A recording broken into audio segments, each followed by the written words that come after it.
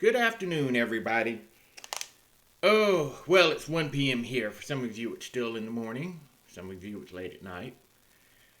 I wake up this morning around 10 o'clock, and oh boy, I find out that New Mexico mayor, yeah, you would think this would happen in New York, but New Mexico Governor Grisham decides to effectively ban guns for 30 days due to a loophole in New Mexico state law that basically says that she has the right to come up with solutions to public health crises.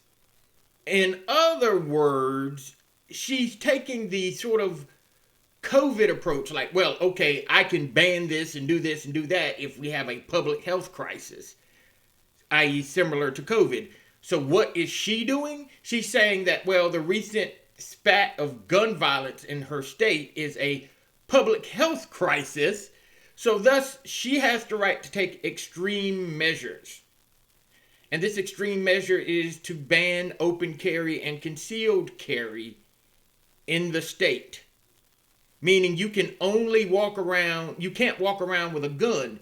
You can keep it in your home, but you can't have it in your car. You can't walk around with it concealed. And I guess she thinks that that this is somehow going to reduce gun crime? You do realize that the people who commit crimes with guns 99% of the time are criminals. I guess she thinks this is like some action movie she sees or some modern black exploitation film where your average thug is walking around with a gun obviously in the waistband of his pants or at his back, where anybody and everybody can catch a glimpse of it and know that he's hardcore and you should be scared of him. No, that's not going to happen. I mean, does she think that the state police are going to be wandering around? Hey, do you have a gun on you, sir? Sir, do you have a gun on you? They're just going to randomly start walking up to people and start saying, well, okay, sir, the governor said that you can't have a gun on your person, so we're going to have to arrest you or just take your gun. Now, according to some, since New Mexico is highly liberal, the police will go along with this. We'll see. Now, the courts are going to strike this down pretty quickly. But how long is it going to take them to strike this down? A day? A week? 2 weeks? Since this thing is only going to be active for 30 days, by the time the courts say, no, you can't do this, we may be 15 to 20 days in. Well, New Mexico might. Ain't nobody else looking at this and going, oh yeah, we're going to do that shit. No other state. And as a Southerner, we don't consider New Mexico as part of the South anyway. We don't know what the fuck that is. We're just like, whatever, New Mexico. Okay, bye. You know. So we'll see how this all pans out. We may have a New Mexico Civil War on our hands. Oh, I'm sure right now that Tim Pool is like, Civil War, social unrest. Yes. Boy's practically orgasmic right now in his little compound. Next thing, I actually saw this last night. Running as a hashtag, she's 83. She's 83. So for those of you wondering, Nancy Pelosi has decided she's going to run again in 2024. And everybody's kind of saying the same thing.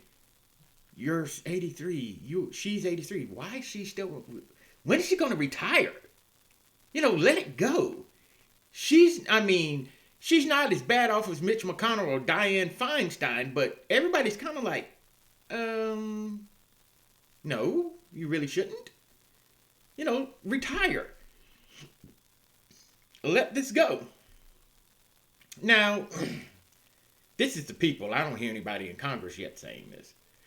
Now, I'm kind of, when it comes down to this whole thing with Nancy, with term limits, especially for Congress. And, one thing I will argue is like, yeah, we need term limits. These guys have been in here too long. But the other problem is, okay, well, what if we have a guy who's really spry, really healthy in his 80s, he runs for Congress and he does a good job. By putting term limits and age limits on these people, we keep people who can actually do something, maybe from running for Congress and for the Senate, for the House of Representatives and the Senate. It doesn't feel like a really good idea. And I'm not sure where I stand on it anymore. I would almost rather have it be that the states to make this declaration, where each state says, okay, look, once you hit 75, if you're our representative up there in Washington, you need to come on home and retire. I would rather have each state do that than have some constitutional change or some federal mandate handed down, because that way the states who kind of need their elderly statesmen and representatives can keep them. Those that don't think they need them, it's up to them. I think that would be a much better way of doing this, and I would feel a lot more comfortable with that, because when the federal government starts making rules, it's always to the benefit of the federal government and the detriment of the people. Beyond that, there's really not much else I have to say on this.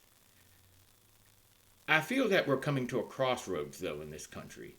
And I will admit, Mitch McConnell, Nancy Pelosi, and several of these other waddling idiots, the one who I can't remember his name, who literally shat on himself while he was talking at a podium beside Nancy Pelosi and a few other ones. Yeah, they all need to go. They're not only for health reasons, but they've just been up there so damn long. It's practically disgusting. I understand why they're there. They have gathered enough political capital and political power that they can argue with one another all they want. But since it's all just unipartyist now, part of me is like, look, get rid of those big three or big four or whatever and move on. You know, put somebody else in there and let them hash it out. Let them spend the next 30 to 40 years trying to gain political clout. So we can have a fresh set of people in there who aren't so beholden to whatever selfishness or friendships or corruption that they had. I think it's just a good idea to let these folks go. Recall them home and say, hey, look, it's done, guys. You know, retire, please. Don't worry, we'll find somebody to replace you. We're pretty sure we can do it. All right, then. Everybody, please take care and have a blessed day.